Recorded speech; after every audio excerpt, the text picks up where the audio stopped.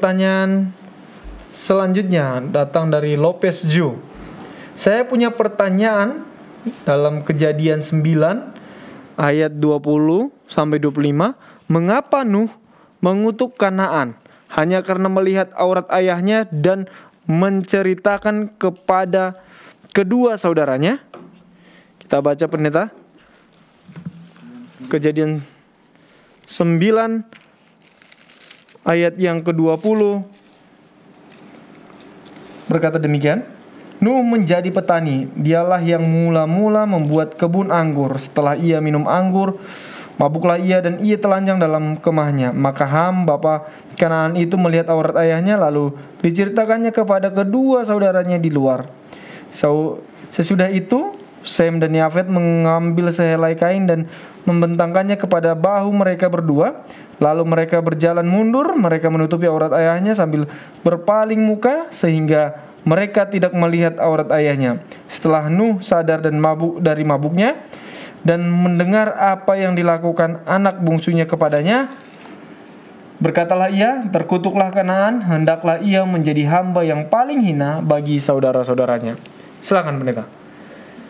Terima kasih. Justru kalau kita baca ayat ini baik-baik, ini membuktikan bahwa perintah Tuhan yang kelima, hormatilah ayahmu dan ibumu, supaya lanjut umurmu di tanah yang diberikan Tuhan Allahmu kepadamu, Keluaran 20 ayat yang ke-12, itu bukanlah pertama kali diketahui baru pada waktu Musa menerima 2 loh batu 10 hukum Tuhan itu. Bukan. Justru sebelumnya sudah ada, sudah dipraktekkan.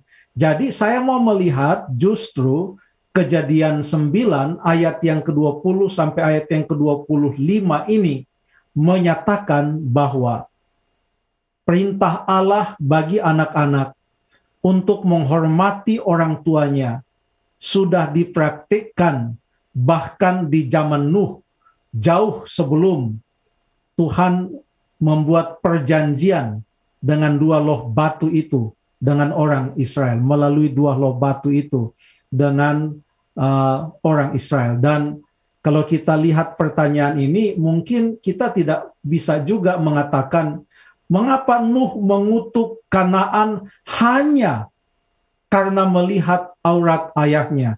Kita jangan pakai kata hanya lah, itu bukan hal yang sepele itu adalah hal yang tidak menghormati orang tua. Ya, saya pikir demikian. Terima kasih. Baik, terima kasih pendeta. Kita lanjut ke pertanyaan berikut. Baik Pak Pendeta, pertanyaan selanjutnya dari Rustanto Sugiyarti. Selamat malam Pastor Sabuin, kami mau tanya 1 Samuel 10 ayat 10 dan 11 dan 1 Samuel 19 ayat 23 dan 24 tentang kepenuhan roh Allah. Kenapa ada perbedaan manifestasi? Yang satu bernubuat tapi yang satu telanjang kali dibandingkan dengan Kisah Para Rasul pasal 2. Kenapa beda fenomenanya? Mohon penjelasannya pendeta. Mungkin kita akan bacakan untuk ayat-ayatnya pendeta. Yang pertama, mungkin tolong dibaca yang 1 Samuel 19 ayat yang ke 23-24. Oke, 1 Samuel 19 ayat 23-24. Lalu pergilah ia ke sana, ke Nayot, dekat Rama, dan pada dia pun hinggaplah roh Allah. Dan selama ia melanjutkan perjalanannya, ia kepenuhan seperti nabi, hingga ia sampai ke Nayot dekat Rama. Ayat 24. Ia pun menanggalkan pakaiannya, dan ia pun juga kepenuhan di depan Samuel. Ia rebah terhantar dengan telanjang sehari-harian dan semalam-malaman itu. Itulah sebabnya orang berkata, apakah juga Saul termasuk golongan nabi? Terima kasih. Menurut ayat ini, khususnya di dalam ayat yang ke 24, ia rebah terhantar dengan telanjang sehari-harian dan semalam-malaman. Artinya dia dipermalukan. Ini bukan wujud seorang yang menerima karunia Roh Kudus, tapi Roh Allah mempermalukan dia. Mengapa Roh Allah mempermalukan dia? perhatikan ini di 1 Samuel pasal yang ke-19 ini terjadi di dalam konteks Saul mengejar Daud. Daud yang telah diurapi Allah menjadi raja, dikejar oleh Saul, oleh karena Saul merasa iri hati atau cemburu kepada Daud yang mulai dikenal bahkan karena dia yang mengalahkan Goliat raksasa itu. Coba kita lihat sikap dari Saul kepada Daud. Tadi di 1 Samuel 19, kita kilas balik dulu dalam 1 Samuel pasal yang ke-18. Coba kita baca ayat yang ke-8. Tolong dibaca, saya baca saja. Lalu bangkitlah amarah Saul dengan sangat. Kenapa dia marah? Karena dia iri hati. Daud dipuji-puji oleh orang Israel. Lalu kemudian ayat yang ke-10, keesokan harinya roh jahat yang daripada Allah itu berkuasa atas Saul sehingga ia kerasukan di tengah-tengah rumah sedang Daud main kecapi seperti sehari-hari. Lalu kemudian di dalam ayat yang ke-9, sejak hari itu maka Saul selalu mendengki Daud. Semua yang dilakukan oleh Saul semata-mata didasarkan atas amarah, atas dengki, lalu kemudian atas iri hati. Mengapa demikian? Oleh karena kalau kita baca di dalam 1 Samuel pasal yang ke-16, ayat yang ke-14. 1 Samuel 16 ayat yang ke-14.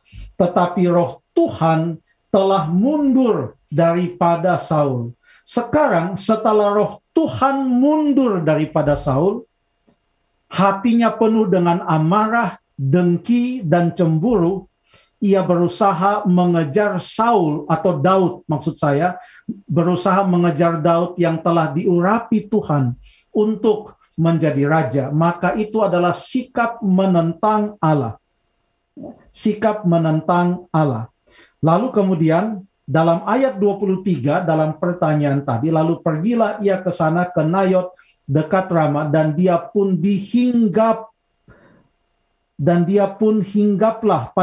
hinggaplah roh Allah. Dan selama ia melanjutkan perjalanan ia kepenuhan seperti nabi. Tapi apa yang terjadi padanya? Ia menanggalkan pakaiannya, rebah terhantar dengan telanjang sehari-harian dan semalam-malaman. Ia dipermalukan oleh roh Allah. Oleh karena ia telah menolak Allah, roh Allah telah mundur dan tidak lagi bekerja padanya. Ia penuh dengan amarah dan dengki untuk membunuh Daud. Bahkan di dalam 1 Samuel pasal yang ke-19 ini, konteksnya adalah Daud konteksnya adalah Saul sedang berusaha untuk membunuh Samuel dan juga membunuh Daud. Makanya di dalam ayat 22 dikatakan lalu ia berdiri pergi ke Rama. Sesampainya di dekat perigi besar yang di Seku, bertanyalah ia katanya, di manakah Samuel dan Daud? Ia ingin membunuh nabi Tuhan dan ingin membunuh orang yang telah diurapi Tuhan untuk menjadi raja. Jadi apa yang dialaminya bukanlah bentuk dari karunia Roh Kudus seperti yang diajarkan di dalam Alkitab. Lalu mengapa di dalam 1 Samuel pasal yang ke-10 di sana dikatakan dia kepenuhan roh Allah dan dia bernubuat? Waktu itu dia baru diangkat menjadi raja. Baru dan dia sangat dekat dengan Tuhan. Dia belum menolak Allah, dia belum melanggar perintah Tuhan. Itulah sebabnya kedua ayat ini berbeda. 1 Samuel 10 terjadi sebelum ia ditolak Tuhan atau sebelum roh Allah mundur daripadanya.